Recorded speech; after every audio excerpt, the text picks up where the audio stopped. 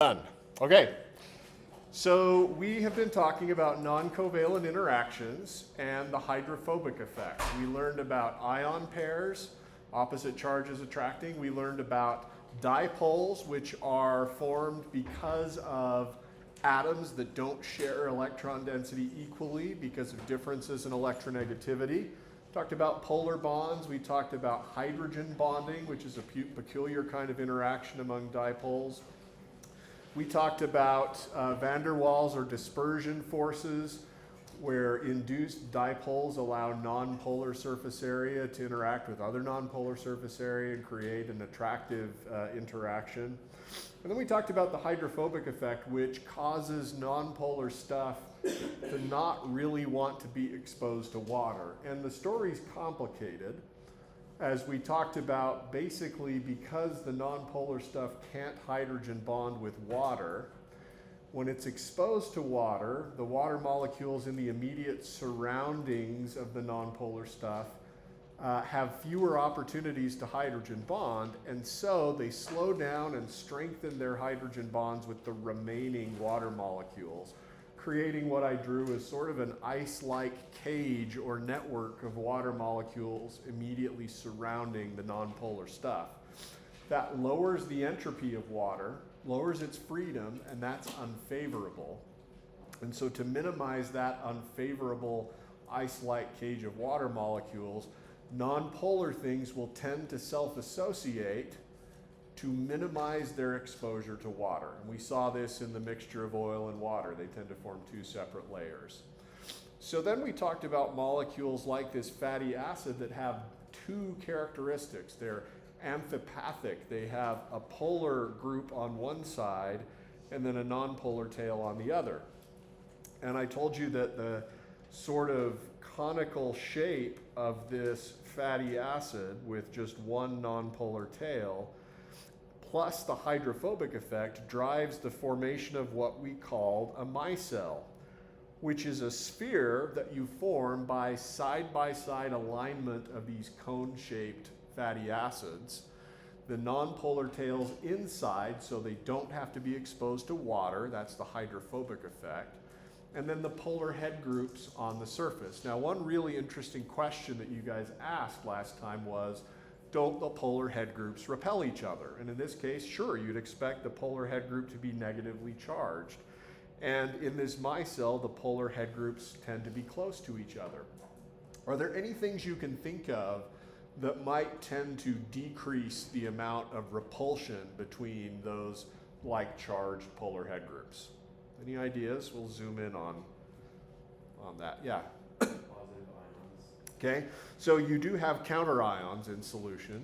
And then what do you know from last time about what happens to ions in solution? What are ions always surrounded by? Water molecules, right? Which hydrogen bond with the ions. So in addition to, say, the positively charged potassium or sodium ions in solution, water molecules can hydrogen bond with the negatively charged head groups. And if you go back to your notes from last time as we talked about it, we explained how ions dissolve, how things like sodium chloride dissolve in water, because essentially you're replacing an attractive ion-ion interaction with many ion dipole interactions. You saw that an ion dipole interaction can basically separate two oppositely charged ions. That's what dissolving means. In a similar way, the ion dipole interactions of water around individual ions can also decrease the repulsive force. So these same ion dipole interactions that allow water to overcome the attractive force between sodium plus and chloride minus can also minimize the repulsive force between, say, two sodiums or between two chlorides, or in the case of a micelle, between two negatively charged head groups. Yeah? With soap dissolving in water, does it break the polar part away from the nonpolar part, or does it just stay? So soap dissolving in water, does the polar and nonpolar parts separate? No. Salt does because there's no covalent bond, there's no sharing of electrons. It's just an attractive electrostatic or ion interaction. Two ions attract. In the case of the fatty acid, there's a covalent bond between the polar head group and the nonpolar tail. So that doesn't separate. In order to be in water, what does soap do? Well, it forms these micelles. It puts the nonpolar stuff on the inside and the surface is polar. The surface is totally fine interacting with water. The repulsion between the polar head groups is paid for or minimized by interactions with oppositely charged ions and or covering of the ions with water. Interactions with water actually shield ions from other ions in the way that I showed you, and that's how salt dissolves.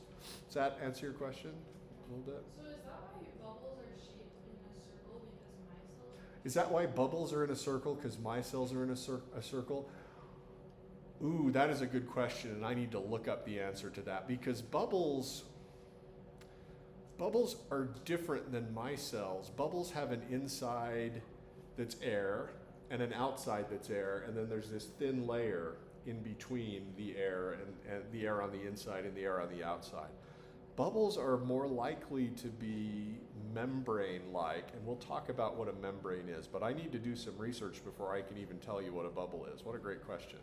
So micelles form in a solution that has soap in it, but they're probably not the bubbles themselves, and I need to look that up. Maybe in the break. Somebody can Google it now and tell us, I guess, but yeah. All right, other questions? Yeah. So soap doesn't technically dissolve. So what does dissolving mean? Dissolving means going into water and each individual molecule being surrounded by water molecules. So yes, soap does dissolve. In the case of sodium chloride, that dissolving involves breaking up of interactions between the individual ions. In a similar way, dissolving in water for soap just means the soap goes into water. So, but you're right, I mean, it forms this what we call a supramolecular structure, a structure where the individual soap molecules are still associated with each other. But this micelle itself is totally soluble in water. It doesn't sink to the bottom of the water or crash out of solution. Others? Yeah. I guess I'm a little confused. So is this a hydrophobic micelle? So the micelle has, let's see if I can write this, a nonpolar interior and a polar exterior. So you couldn't really say, is the micelle hydrophobic? Well, on the inside it is, but on the outside it's not. It has two different characteristics. So this wouldn't repel water. The water will not go inside the micelle. The interior of the micelle would repel water, but the exterior would be just fine. So you have to imagine this sphere floating in water that has this non-polar surface, that has a polar surface that's totally comfortable in water, but the interior is non-polar and water doesn't go there. What would be an example of that? An example of a micelle? What would contain this stuff? If you take dish soap and you put it in water and stir it around, you're going to form soap micelles in water. And it's those micelles that actually allow the soap to dissolve grease. So on all these commercials with Dawn, right? You've all seen the commercials with the ducks that are covered in oil. Do you think, did they actually cover actual ducks in like motor oil for that? That seems kind of like somebody would do. Anyway, but you've seen the greasy ducks. And you see them being bathed gently in Dawn and the grease comes off. Or perhaps less involving alive creatures, you've seen the pan that's covered in grease and they put Dawn on it. And by the way, it doesn't actually work that effectively. I've tried it in my house and you do indeed have to scrub. But the idea is you can see what's happening when the grease gets washed away is before the soap is there, the hydrophobic effect prevents the grease from being carried away by the water, because water and oil don't mix, as we demonstrated yesterday. When the soap is there, you've got this sphere that's perfectly comfortable in water, but it has this protected nonpolar cargo space. And as those micelles encounter the greasy molecules are easily absorbed into the nonpolar space. Then they're soluble in water because they're carried by this protective sphere that's safe on the inside and polar on the outside. Does that make sense? Yeah. Okay, go ahead. Is this the same structure that like cell membranes? It's related to how cell membranes form, but as you've seen with the cell membrane, you have an outside of the cell that's water, and you have the inside of the cell that's water. So it wouldn't work to have the inside of the cell be totally nonpolar. You need water inside the cell too. And so we need a different kind of structure for cell membranes. We need something like a fatty acid, but it needs to not form a sphere. It needs to form a layer. And we'll talk about that next. Thank you for that. That's an excellent segue. You set me up great. So yeah, other questions? Are the interactions on the outside hydrogen bonding or ion? Are the interactions on the outside hydrogen bonding or ion dipole? Both. I mean, yes, hydrogen bonding with an ion is an example of an ion dipole interaction. Or interactions with counter ions like sodium or potassium in solution, that would be an ion-ion interaction. But what anymore when you think of an ion in solution, I want you to drop the idea of a single atom or a single thing that has a positive or negative charge. I want you to think of that being surrounded by a cluster of water molecules that are hydrogen bonding with it. Is that how that's how things actually are. Okay, other questions about micelles? So, yeah, go ahead. Sorry, if the polar head weren't like oxygen or nitrogen, would it still be hydrogen bonding to it? If the polar head group were not oxygen or nitrogen, would there still be hydrogen bonding to it? Well, in order for it to be a soap, you need some kind of group that can interact with water. So there are a lot of examples of different kinds of surfactants, and I should have Googled some of them for you.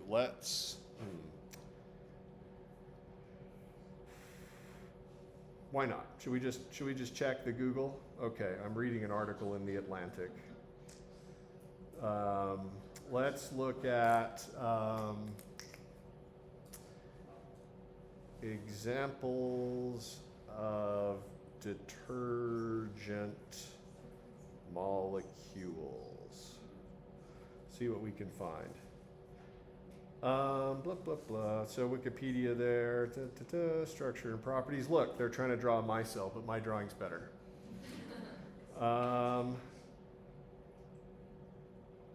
Okay, so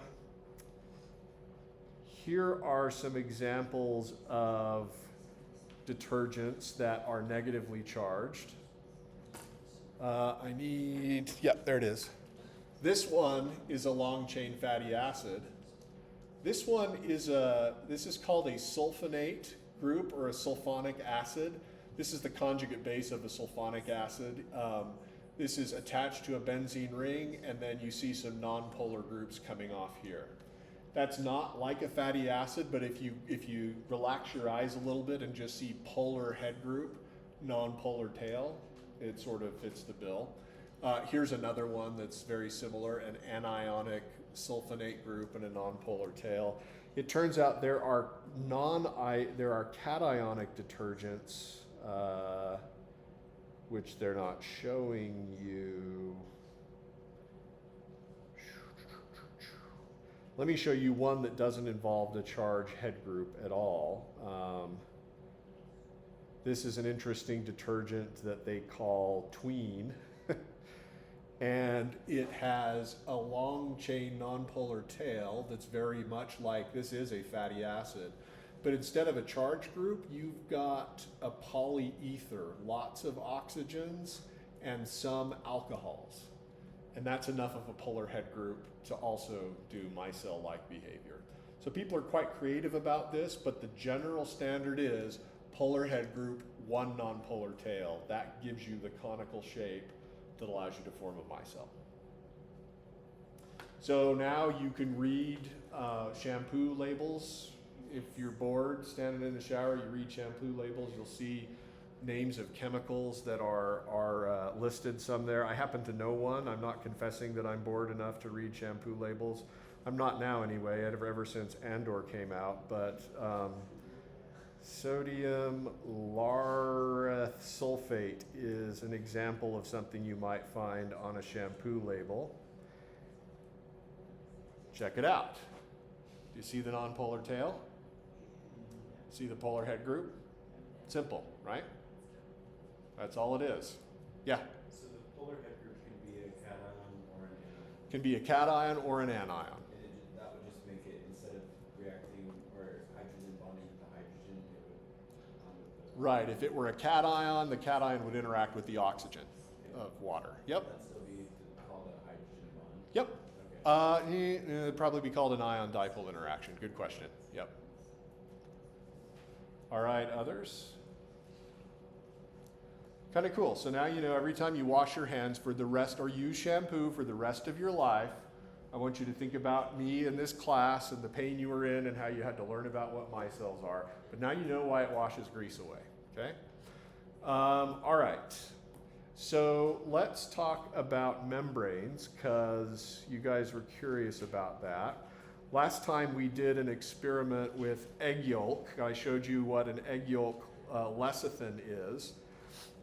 This is phosphatidylcholine, which is like a triglyceride, only you only have 2 fatty acids and a polar head group.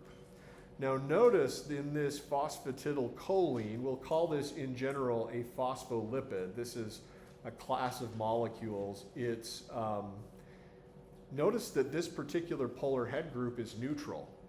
Do you see how the phosphodiester portion is, we got 1 negative charge, whereas this ammonium portion has a positive charge?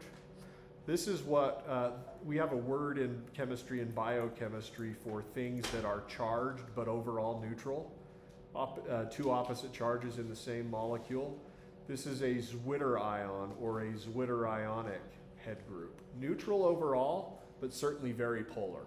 And you could have positive charges interact with the phosphate and negative charges interact with the ammonium group. All right. So that's a phospholipid. It can be an emulsifier. It's got a nonpolar portion that will interact well with oil or grease and a polar portion that will interact well with water. But phospholipids are more interesting than just being emulsifiers or detergents. In fact, the shape of the phospholipid is subtly different in an important way from the shape of a fatty acid. Notice that the fatty acid, the key thing that makes really a detergent is basically 1 nonpolar tail, whereas the phospholipid has 2 nonpolar tails. That increase in size for the nonpolar portion of the molecule is pretty important. The overall shape of a phospholipid is more of a cylinder. Okay? So, the same things that drove fatty acids or detergents to associate to form micelles, the hydrophobic effect, is also going to cause phospholipids in water to associate with each other. And they're gonna do much of the same thing. They're gonna wanna associate side by side. I'm not sure I like how that phospholipid was drawn. But I'm not sure I wanna redraw it. So can we try something else? What if I represent the phospholipid with a circle here, which is the polar head group. And if you ever take another biochemistry class, you'll see people do this all the time.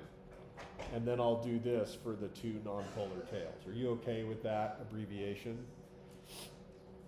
I do want you to know and have an idea of what the atoms are actually doing, but cartoons can be useful too. All right, so you've got this cylindrically shaped phospholipid with nonpolar tails that prefer not to be in water. And so in the presence of water, the phospholipid is actually going to start associating side by side, with the polar head groups together, where they can interact with water, and the non-polar tails together, where they can be away from water. Now the problem is that the cylindrical shape means there's not a lot of curvature. So the phospholipid can't do what the fatty acid did. The fatty acid, because it's cone-shaped, can curve around on itself to a fairly small sphere and have a delicious non-polar interior that is not exposed to water. But when the phospholipids associate, there's not really any curvature. So you still have a surface down here that is totally exposed to water. And that's a problem. So what these phospholipids do at fairly low concentration in water, they will form what's called a monolayer, where the polar head groups, let me just copy this because I'm going to need this. The polar head groups are exposed to water, and the nonpolar tails are jutting out in air. They'd much rather be interacting with air than water because of the hydrophobic effect. That's called a monolayer, and those can happen at the interface between air and water. But as the concentration of the phospholipid increases and you start to get more of them, eventually multiple monolayers will associate with each other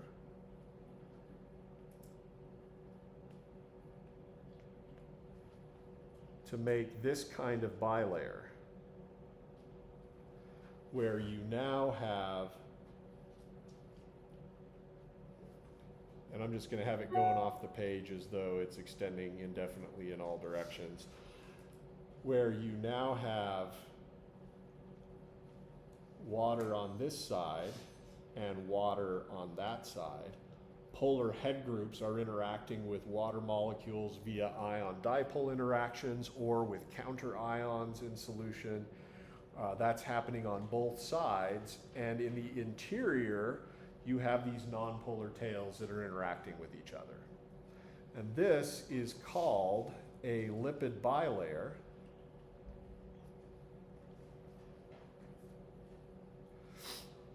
You have, suppose, and this is the structure that all membranes in biology are based on. Okay? Membranes are incredibly important in biology. We often don't think about them, but in a way, the membrane is what makes what is you different from what is not you. All cells have an inside and an outside. And even within the cell, you have subcellular compartments. You have the endoplasmic reticulum, you have the Golgi, you have the nucleus, you have the mitochondria, you have the lysosome, and membranes separate these spaces that are used for different purposes. If you don't have membranes, you don't have any way to distinguish between one space or the other. And all membranes are based on this effect of having a phospholipid that associates spontaneously to form this bilayer. You got an inside and an outside, and then you have the two leaflets. Like this would be called if this is outside the cell and this is inside the cell, this one would be the outer leaflet of the bilayer, and this would be the inner leaflet of the bilayer. Okay? So the thing that makes phospholipids form a bilayer is their two nonpolar tails, which give them a cylindrical shape. Kind of cool how that very subtle change in structure creates a dramatic difference in behavior. Questions about membranes? Yeah. Is there an example of just the top one where it's water and air? Do you have an example of that? Or is it just like... When does this kind of thing happen? Yeah. I would say not a lot in biology, but if you're in the lab, you can make this kind of thing happen. What else?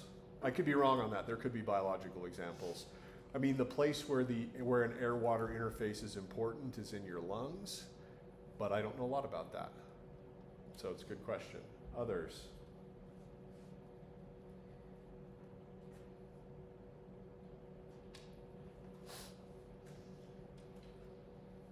Okay. Um,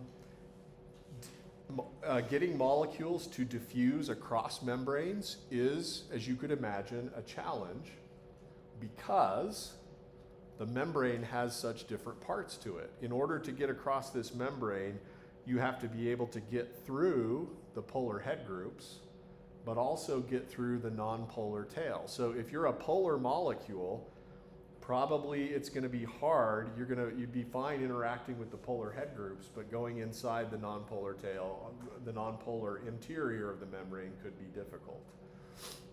Similarly, if you're nonpolar, maybe you have a hard time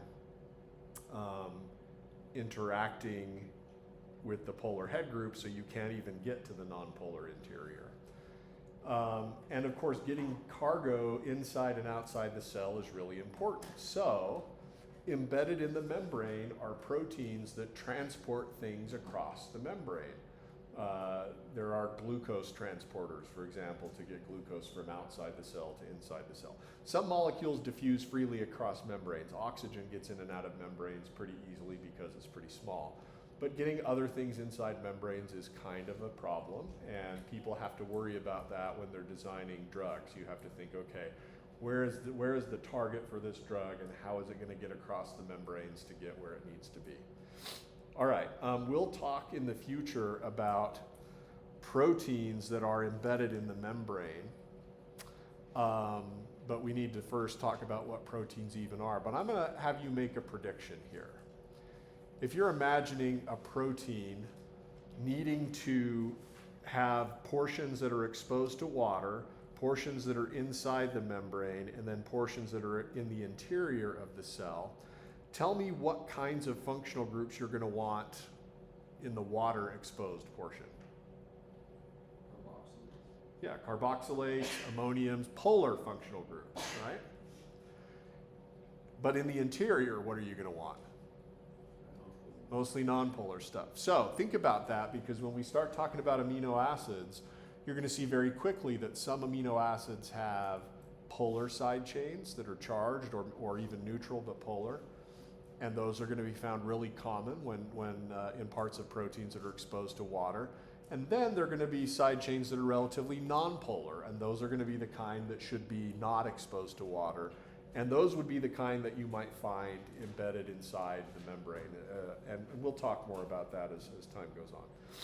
All right, that's about all I had on non-covalent interactions and the hydrophobic effect. That's the lipid bilayer. We still got to look up how soap bubbles form, but other questions about these kinds of things? Yeah? If it only had one tail, it would tend to form a micelle. Yeah. You need the two tails to give you that cylindrical shape. This is another example of a key principle in biology. Shape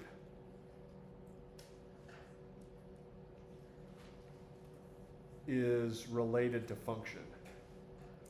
In the same way that you can use a flathead screwdriver to turn to unscrew some screws, but a Phillips head screwdriver for others, shape determines function. In that same way, conical shape determines micelle function, that's a soap. Cylindrical shape, phospholipid, makes a bilayer, that's a membrane. It's not exactly a soap, it's something different. Okay? All right, cool. Let's see. So, with that, we are now prepared to talk about something called stereochemistry. And this is a challenging subject. You've encountered it a little bit before with alkenes, as we've talked about cis and trans isomers. The issue of stereochemistry is really an issue of the 3D shape of molecules. So what does the term isomer mean to you? When I say isomer, what does that mean? Yeah, go ahead. Right. Same formula. So that means number and type of atoms, but different structure. That's a great definition, and it's all encompassing, meaning any type of structural difference. So let's talk about differences in structure that might make molecules isomers of each other. The first difference is connectivity. This means number and type and location of bonds.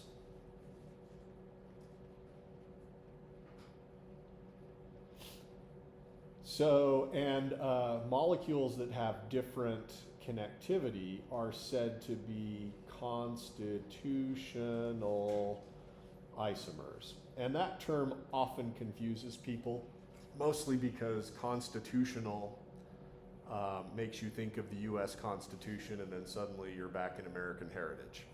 So just so you know, Constitution, the US Constitution describes how the US government is made and how it works. It sets things up. And a molecule's constitution is how it is bonded, or what makes the molecule up. So a constitutional isomer is a molecule that has different connectivity. An example of this is that molecule's butane, that molecule's formula is C4H10. I'm going to change its connectivity, but you'll see that the molecular formula is the same. Now there it's obvious that the connectivity is different, because this one has 2 methyl groups and 2 CH2 groups. This one has 3 methyl groups and 1 CH group. That's a constitutional isomer.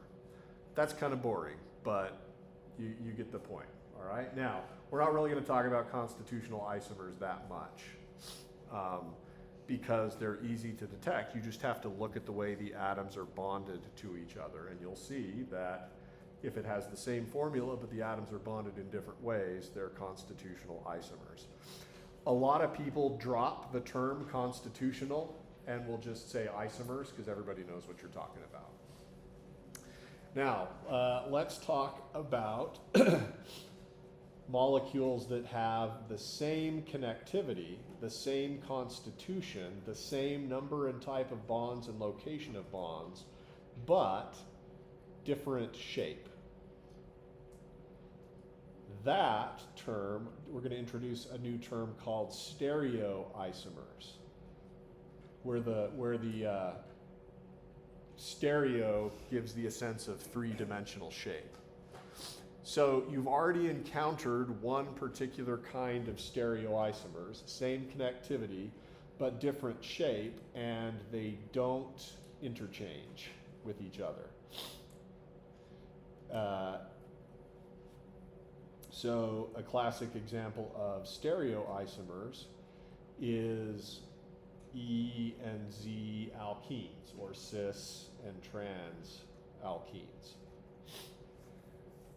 If you were to describe the connectivity, you would come up with the same thing for both of them.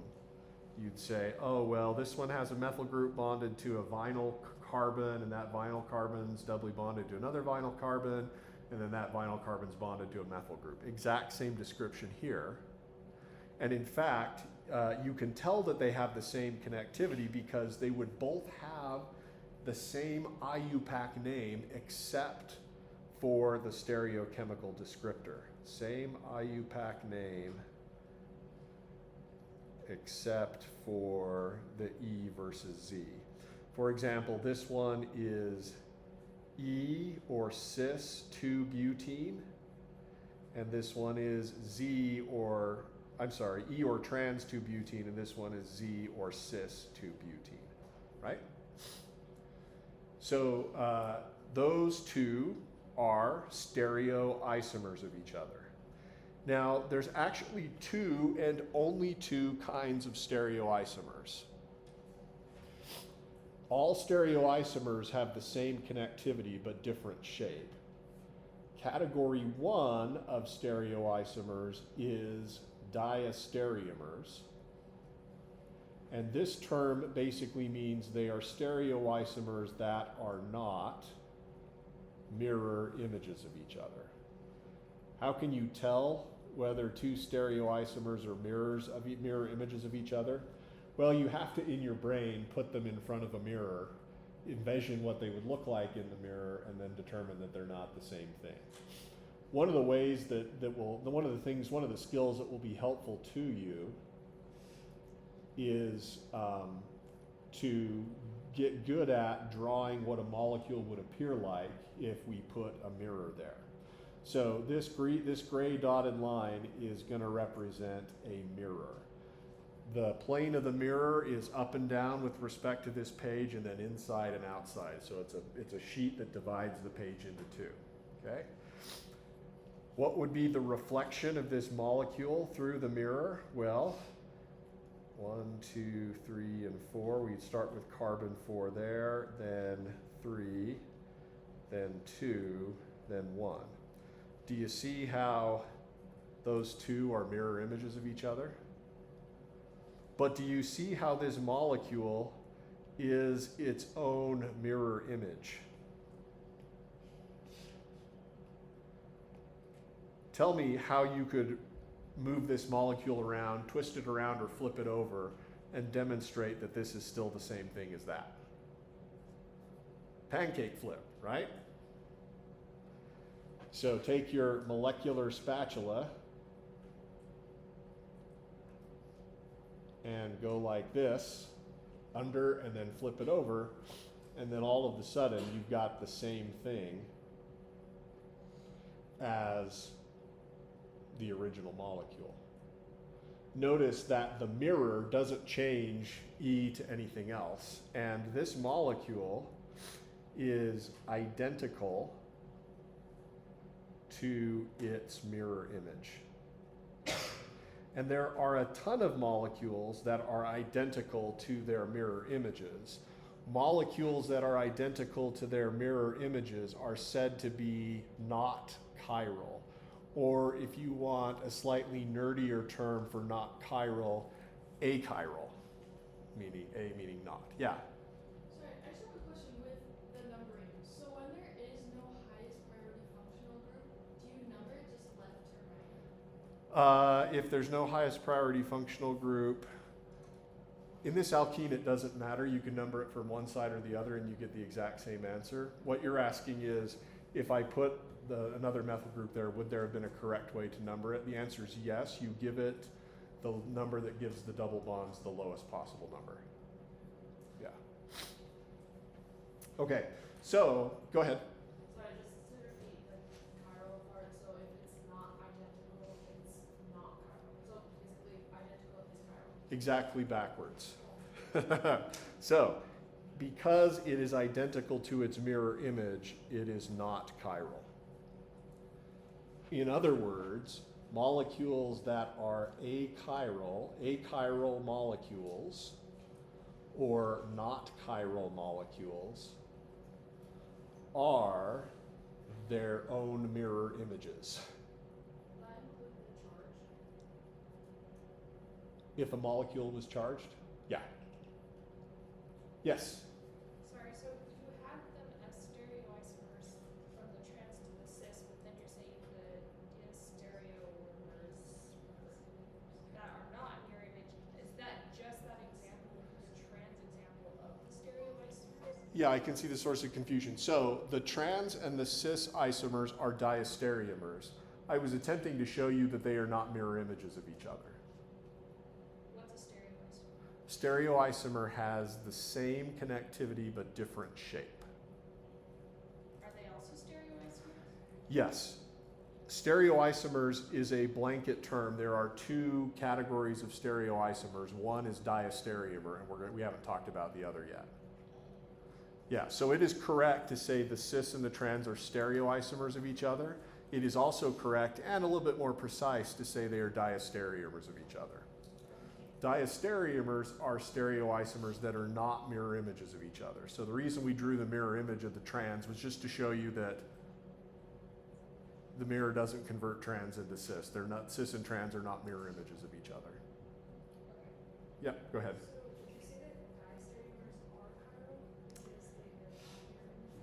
No.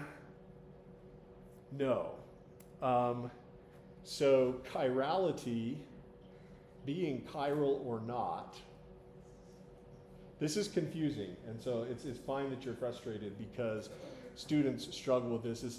This really drives your three-dimensional spatial reasoning.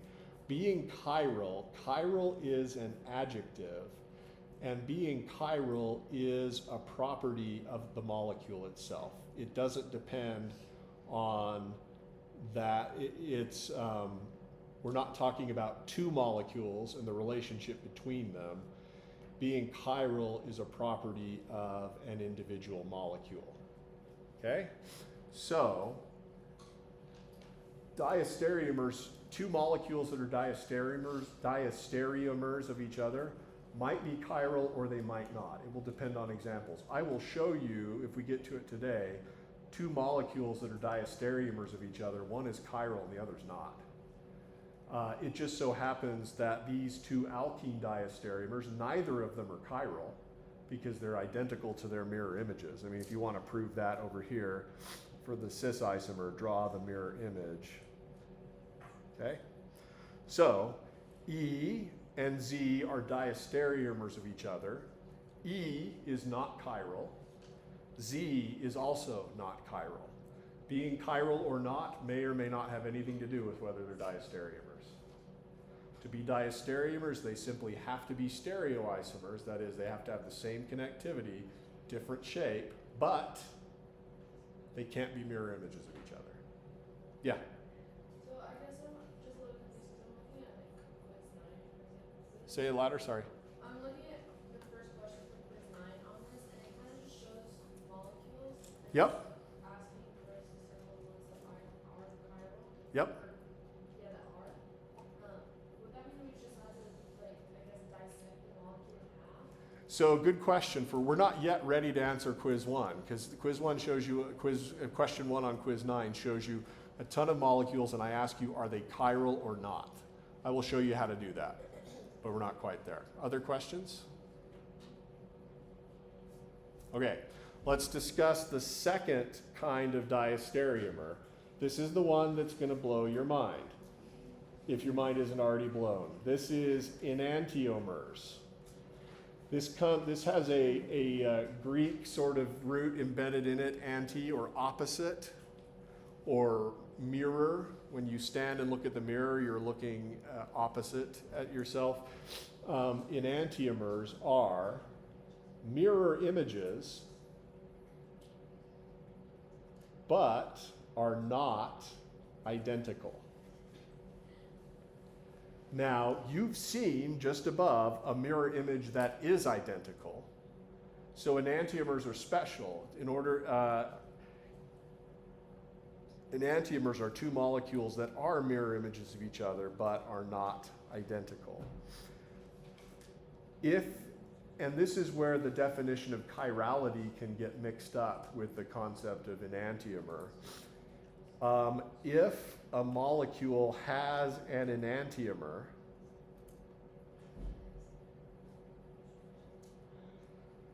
meaning if a molecule is not the same as its mirror image,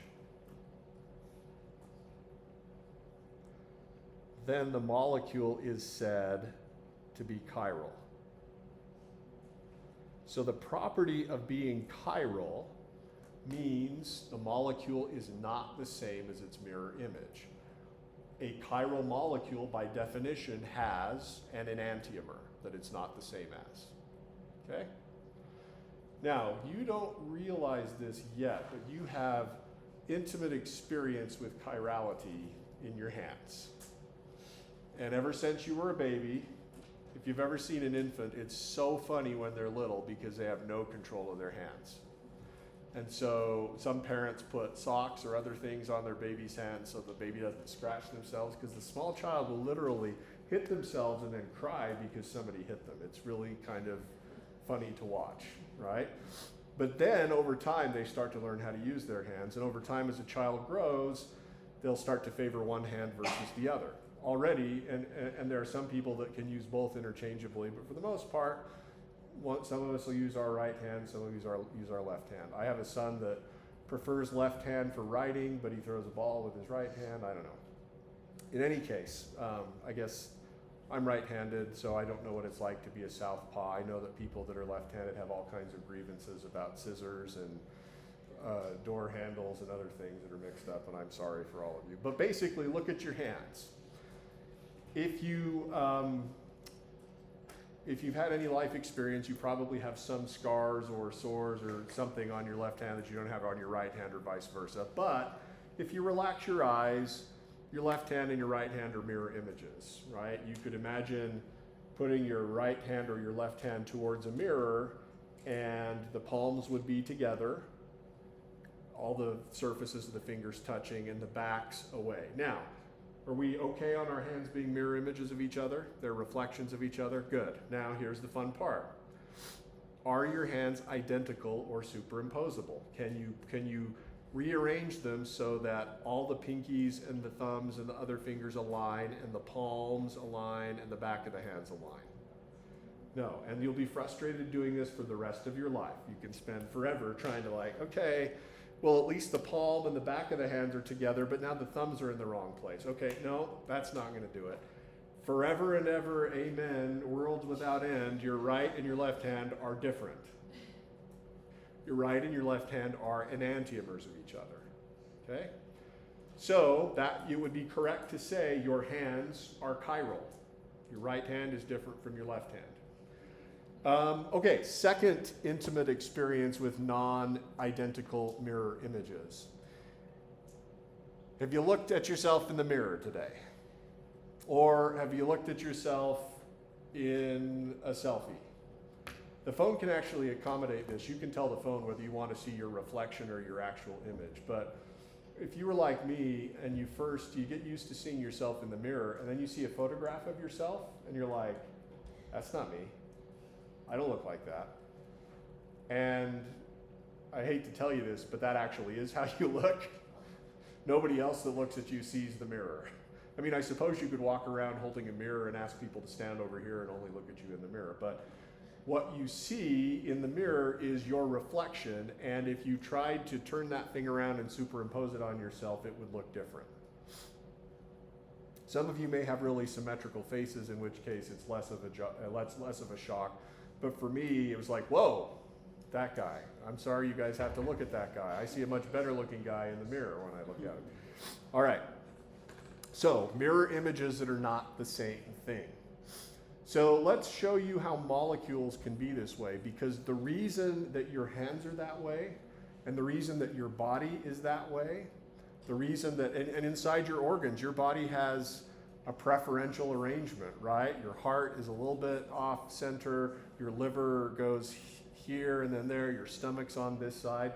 There's a difference between your left-hand side and your right-hand side in the human body. The reason that can be true is that molecules also possess this chirality. And so at the very molecular level, there's something going on here with the difference between molecules that are not the same as their mirror images. Yeah?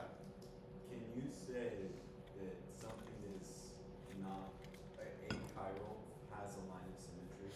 Can you say that something that is not chiral or achiral has a line of symmetry? Yes.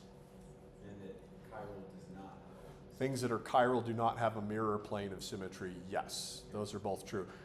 If you didn't catch that, that's okay. We'll get to it a little bit later. All right, so the easiest way to talk about a molecule that's chiral is to draw a carbon that is bonded to 4 different things. So,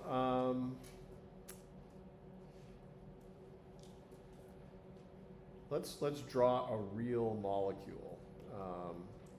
No, let's go simple, all right? And I'm choosing an example here that's fairly simple. It's not really that important of a molecule, and it's certainly not involved in biology, but we're gonna do it, okay?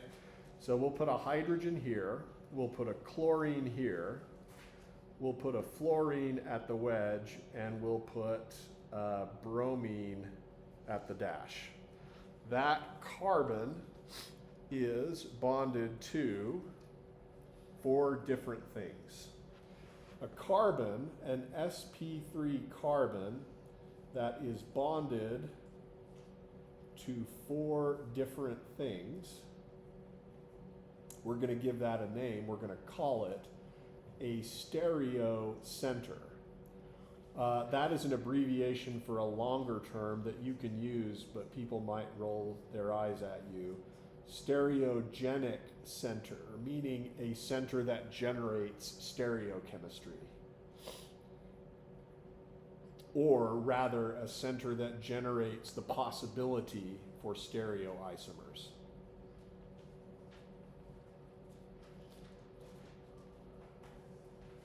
All right?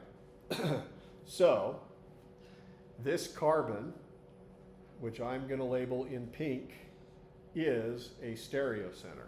And ever after, if you want to identify stereocenters in molecules, you're going to be looking for sp3 carbons that are attached to 4 different things. Now, what do I mean by 4 different things? I don't necessarily mean 4 different atoms, though that's the case here. I mean 4 different groups, where groups can be different as long as they're different somewhere along the chain. An example of another stereocenter would be this molecule. Do you see how the carbon that is attached to the oxygen and the hydrogen is also attached to 2 different groups, even though they're both carbon? Methyl group is different from a CH2 group, okay? Good, so you have to examine further out on the chain. Now, the molecule that I've drawn, whether or not a molecule has a stereocenter, may or may not have anything to do with chirality.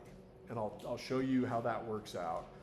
In general, if a molecule has 1 stereocenter and only 1 stereocenter, if it has 1 and only 1 stereocenter, I'm sorry, I'm not, we'll put that somewhere there. If a molecule has 1 and only 1 stereocenter, it must be chiral, meaning it is not the same as its mirror image, and that, or in other words, it is not the same and it has an enantiomer. A molecule that has 1 and only 1 stereocenter must be chiral, is not the same as its mirror image, and has an enantiomer. So let's draw the mirror image of this molecule, reflected from left to right. So the carbon's going to be in the same spot. The hydrogen's still going to be pointing up. Where should the chlorine be? Pointing to the left and sort of downward. That would be the reflection. You see how that's the right spot if we've got this mirror that's coming in and down out of the page? The fluorine should still be a wedge, but should be pointing to the right, and the bromine should still be a dash and pointing to the left. Sorry, pointing to the right. Okay. Here's the tough part, and this is where a molecular model set would be useful. Maybe I'll run up to my office and get one, and then you guys can look at it. But I want you to try in your mind, conceptually, to rearrange this molecule and demonstrate to yourself that it's not the same as this one, okay? Let me help you out a little bit with that. I'm just going to copy these and move them so that I have a little bit more space to draw. I've told you about the pancake flip action for a molecule. What we're going to do here is very similar to that. Imagine taking your spatula, sliding it under the molecule, and then flipping it over this way. If you did that, the hydrogen would be here, and the chloride would be there. But what's going to happen to the bromine if I flip the molecule over? It's going to change to a wedge. Good. That's good 3D reasoning. And you're going to need to be able to do that either with a model set or in your head. And then the fluorine should be a dash. If that pancake flip action doesn't work well for you, then I've got another alternative for you. Do you guys remember in the movie Toy Story when, this isn't Yoda, this is one of those aliens, Do you remember what happens when Woody yells, "Who's in charge here?" in Toy Story? What do the green aliens say? The claw, right? So here comes the claw, and the claw is going to hold on to the hydrogen and then rotate it around 180 degrees. That's actually the same thing as the pancake flip, really, but if you see the claw in your head a little bit better, that's fine. Okay? Yeah. So basically, sorry, I'm just looking at the way 3D resistance is, right? If you were to burn that molecule, like looking at it in 3D, it's just gonna look different from every side, and that's why it's in it. Yeah, if you spin this molecule around, I've spun it around and I've gone to here, I can get the hydrogen and the chloride to line up, but these two things are still not the same. I'm trying to demonstrate that the molecule is different from its mirror image. Okay? These two that are mirror images of each other that are not the same, mirror images but that are not the same, we call those enantiomers. And each is chiral. The one on the left is chiral, the one on the right is chiral.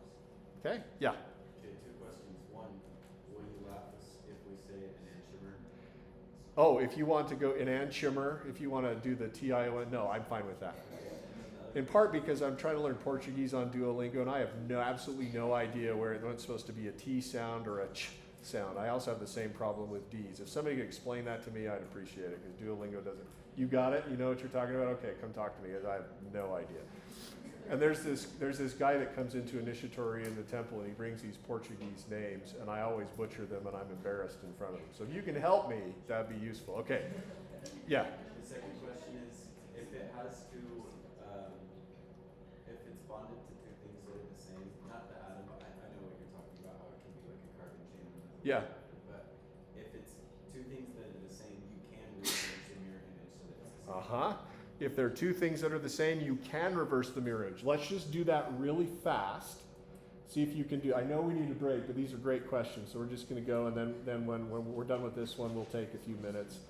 Let's replace the chlorine with a hydrogen. And notice that now that carbon is not a stereocenter. Let's go ahead and draw the mirror image. And then let's envision what we would have to do in space to rearrange things to see if they're the same thing, okay? So let's do the claw action by 180 degrees and see what that does to our molecule on the, now the hydrogen's going to be pointing this way, now the bromine's coming out, now the fluorine's pointing back into the page. Still not quite there. Any other ideas of what I could do? Rotate how? Just pull it out. Yeah, let's do a macro claw. Now the claw can attach to two hydrogens. And we'll spin that around 180 degrees. If we did that,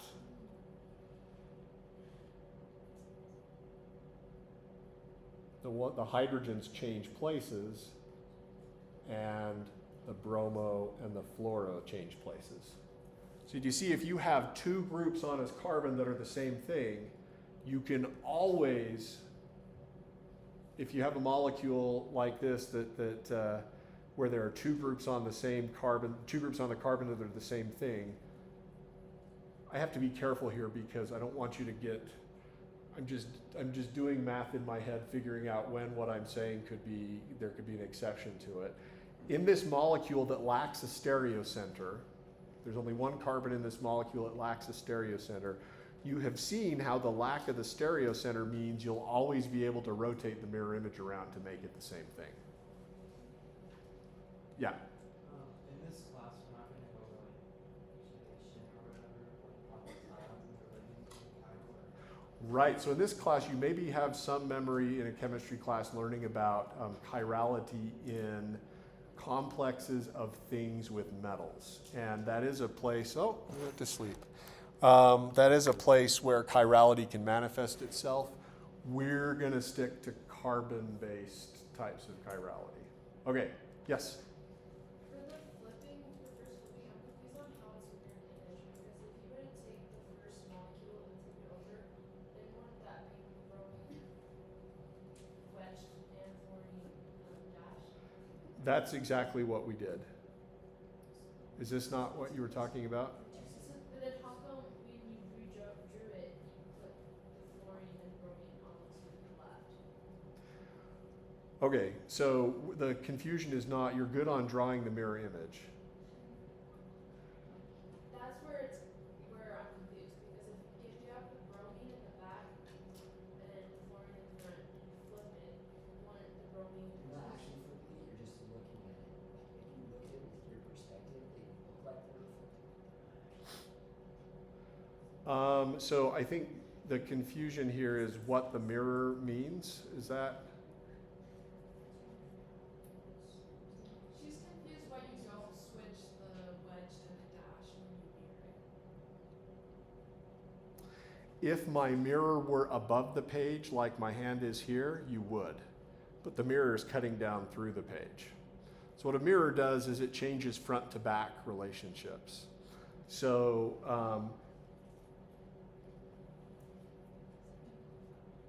as we reflect through the mirror, the thing that's closest to the mirror on this side must be closest to the mirror on that side.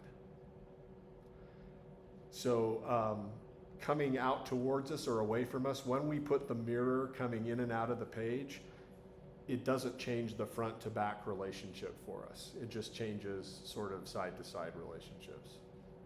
Okay. All right, we need a break, so take a minute. I'm gonna go get my model set and I'm gonna go look up about bubbles and then we'll reconvene in about 5.